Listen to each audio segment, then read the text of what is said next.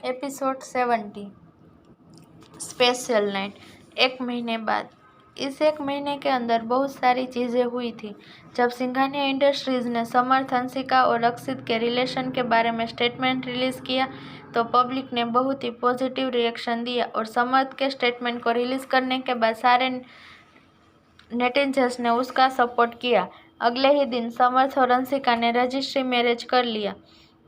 जब समर्थ ने अक्षित का बर्थ सर्टिफिकेट देखा जहां पर फादर का नाम नहीं दिया गया था तो उसने एक नया बर्थ सर्टिफिकेट बनाया जहां पर समर्थ का नाम अक्षित के फादर के रूप में था। और जब समर्थ ने वो बर्थ सर्टिफिकेट हंसिका को दिया तो उसकी आंखों में आंसू थे। समर को अपनी जिंदगी में पाने के लिए वो खुद को खुशकिस्मत समझती थी। वहीं दूसरी तरफ शर्मा एंटरप्राइज भी फिर से ऊपर उठ रहा था। उनके शेयरों की कीमत में भी इम्प्रूव हो रहा था। कॉन्ट्रैक्ट साइन करते टाइम विशाल ने मोहित से उसकी पहचान सीक्रेट रखने के लिए कहा। विशाल शर्मा एंटरप्राइज को हर तरह के फंड के साथ हेल्प करेगा जिसकी उन्हें जरूरत थी, लेकिन बदले में मोहित को वह सब करना होगा जो विशाल चाहता है। मोहित उसकी बात मानना तो नहीं चाहता था, लेकिन उसके पास कोई और ऑप्शन भी नहीं था, इसलिए उसे उसकी बातों को मानना पड़ा। वही mister and Mrs Malhotra long vacation पर चले गए थे और सिद्धार्थ अब सब कुछ संभाल रहा था। जैसा कि सिद्धार्थ ने कहा कि वो वैशाली को घर ले आया।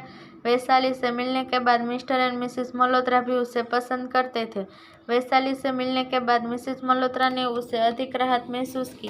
घर के मैटर को वैशाली के हाथों में सौंपते हुए वो हल्के कंधों के साथ घर से निकली। उस दिन के बाद वैशाली रोज मल्होत्रा मेंशन विजिट करती थी। Present Singhania palace. आराध्या अब रिकवर हो चुकी थी। उसके घाव पूरी तरह से ठीक हो गए थे। वह अपना ज़्यादातर टाइम सिंघानिया पैलेस से ज़्यादा रुद्राक्ष के ऑफिस में स्पेंड करती थी। वह घर पर रहना चाहती थी, लेकिन रुद्राक्ष ने उसकी बात मानने के लिए साफ मना कर दिया। आखिरकार आज लगभग 50 किस करने के बाद रुद्राक्ष ने आराध्या को पैलेस रहने दिया। गार्डन में आराध्या एक कुर्सी पर बैठी मेड को पौधों को पानी देते देख रही थी। आराध्या, तुम आज कैसा फील कर रही हो? साक्षी जी ने पूछा। मैं बहुत फ्रेश फील कर रही हूँ मोम। पूरे दिन रुद्राक्ष के साथ ऑफिस में रहना बहुत बोरिंग था, आराध्या ने मुस्कुराते हुए कहा। बगल में एक कुर्सी पर बैठते हुए साक्षी जी ने पूछा, तुम्हारे और रुद्राक्ष के बीच चीजें कैसी चल रही है? उनकी बात सुनकर आराध्या मुस्कुराई। तुम्हारे चेहरे की मुस्कान देखकर मुझे लग रहा है तुम दोनों के बीच सारी चीजें ठीक है। फिर आराध्या के कंधे पर हाथ रखते हुए उन्होंने आगे कहा, आराध्या, तुम मेरी बहू हो, लेकिन मैं तुम्हें अपनी बेटी मानती हूँ। तुम्हारे रुद्राक्ष, समर्थ, अंशिका के बीच मैंने कभी कोई अंतर नहीं किया। मैं तुम सभी को इक्वली प्यार करती हूँ, लेकिन एक माँ होने के नाते मैं तुमसे कुछ बात करना चाहती हूँ जो बहुत इम्पोर्टेंट है। आराध्या साक्षी जी की ओर मुड़ गई और कहा, मोम, आप जो भी कहना चाहती है कह सकती है, मैं आपकी सारी बातें मानूंगी। उसका हाथ पकड़कर साक्षी जी ने कहा, मैं तुम्हारे और रुद्राक्ष के रिश्ते के बारे में बात करना चाहती हूँ।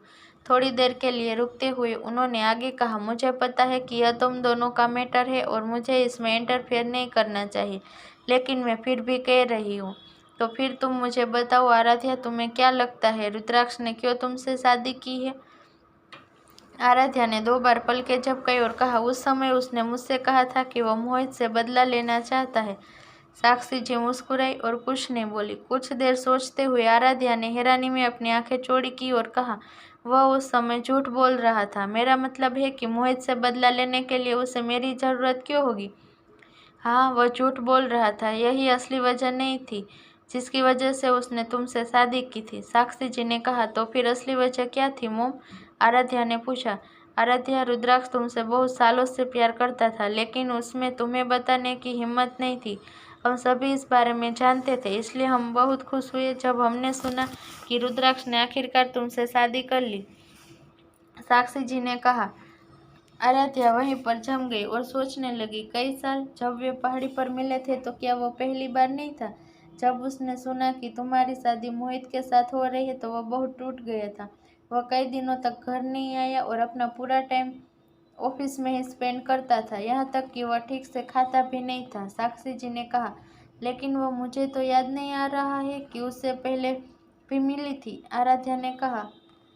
वह कब और कैसे तुमसे मिला था और कैसे मुझे तुमसे प्यार होगा। मैं सजेशन दूंगी कि तुम उसके बताने का इंतज़ार करो। साक्षी जी ने कहा, जिंदगी में बहुत मुश्किलें होती है। किसी ऐसे इंसान को ढूंढना जो तुमसे बहुत प्यार करता हो, जो तुम्हारा इंतजार करने को तैयार हो। और आराध्या, तुम बहुत किस्मत वाली हो जो तुम्हें अपना प्यार मिल गया। मैंने अपनी आंखों से देखा है कि मेरा बेटा तुमसे कितना प्यार करता है। साक्षी जी ने आराध्या की तरफ देखते हुए कहा। आराध्या ने कुछ नहीं कहा क्योंकि वो खुद को तैयार करने की कोशिश कर रही थी। क्यों? क्या तुम्हें ऐसा नहीं लगता कि रुद्राक्ष के घर में जो कुछ भी है वह सब तुम्हारी पसंदीदा है, जिसे तुम पसंद करती हो? यहाँ तक कि रुद्र के रूम का कलर भी तुम्हारे पसंद का है, चाहे वो बेड साइड लैंप हो या एक छोटा हैंड टॉवल। रुद्राक्ष ने सब कुछ सिर्फ तुम्हारी पसंद के हिसाब से खरीदा। साक्षी जी ने कहा। अब जब आराध्या ने उन चीज़ों के बारे में सोचा जो उसने सिंघानिया मेंशन में देखी थी, तो साक्षी जी की सारी बातें उसे समझ में आ गई। आराध्या इस हद तक हैरान थी कि उसे नहीं पता था कि जब अब उसे क्या करना चाहिए। उसने इतने सालों से तुम्हारा इंतजार किया है आराध्या, तो उसे तुम्हें हमेशा के लिए अपना बनाने के लिए उसे और कब तक इंतजार करना चाहिए? साक्षी जी ने कहा। साक्षी जी क्या कहना चाहती थी यह समझकर आराध्या का चेहरा लाल हो गया। ऐसा नहीं है कि तुम दोनों के मैरिड लाइफ में इंटरफियर करना की कोई कोशिश कर रही हूँ। मैं बस यह चाहती हूँ कि तुम दोनों खुश रहो। तुम दोनों एक दूसरे से प्यार करते हो तो तुम्हें अगला कदम उठाने से क्या रोक रहा है? साक्षी जी ने पूछा। फिर अपनी सीट से उठकर साक्षी जी ने कहा, मैंने आज तुमसे जो भी कुछ कहा उसके बारे में सोचो और अपनी मर्जी के मुताबिक चीज़ों को आगे बढ़ाओ। और मैं चाहती हूँ कि तुम रुद्र को हमारे इस बात के बारे में मत बताना और उसे कुछ बताने के लिए फोर्स मत करना। जब सही टाइम आएगा तो वह तुम्हें खुद बता देगा। और हाँ, मुझे जल्दी से जल्दी एक पोता या पोती चाहिए। आराध्या शर्मा गई और अपना सिर नीचे कर लिया। साक्षी जी ने हंसते हुए कहा, याद रखना कि तुम्हारे मोम और डैड बूढ़े हो रहे हैं। हमें ज़्यादा देर इंतजार मत करना। आराध्या ने सिर हिलाया। साक्षी जी के वहां से जाने के बाद आराध्या रुद्राक्ष के बारे में सोचते हुए थोड़ी देर गार्डन में बैठी रही।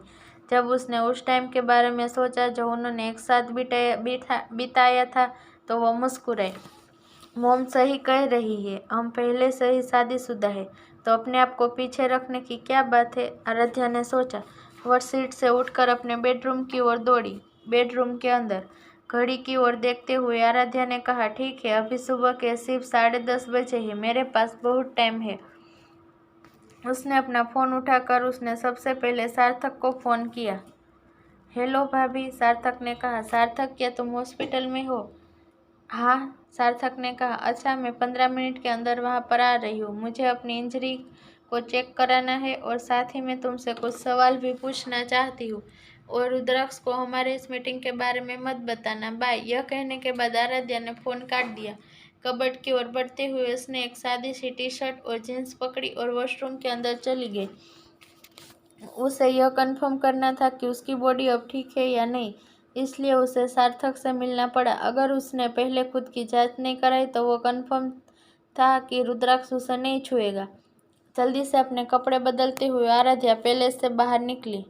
हॉस्पिटल। ठीक 15 मिनट बाद सार्थक ने जैसे ही आराध्या को देखा वो मुस्कुराया और कहा, अरे भाभी।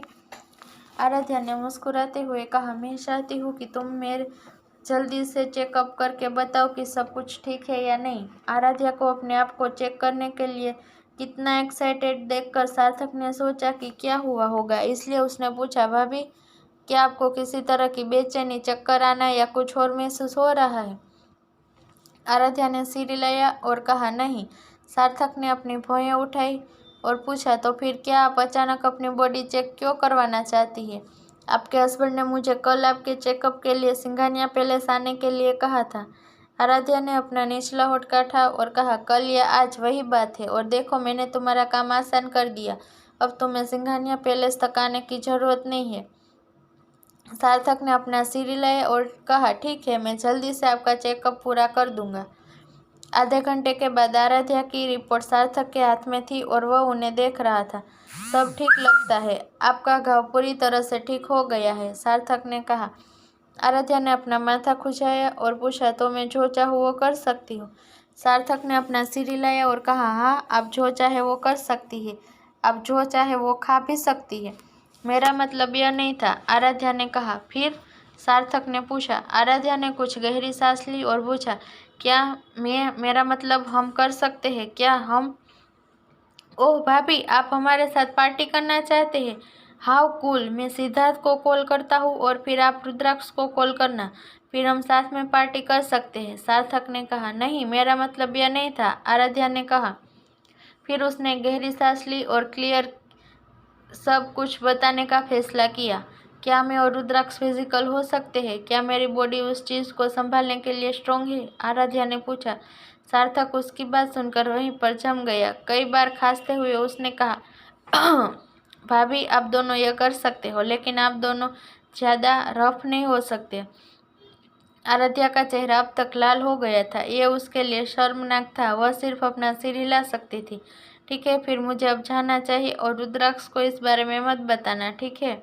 सार्थक ने अपना सिर हिलाया। जैसे ही सार्थक ने आराध्या को जाते हुए देखा, वह मुस्कुराया और बड़बड़ाया, रुद्राक्ष, आज की रात तुम्हारे लिए बहुत स्पेशल होने वाली है। तो आगे इस कहानी में क्या होता है जानने के लिए सुनते रहिए my hearts belongs to you. मिलते हैं अगले एपिसोड में, तब तक के लिए बाय बाय।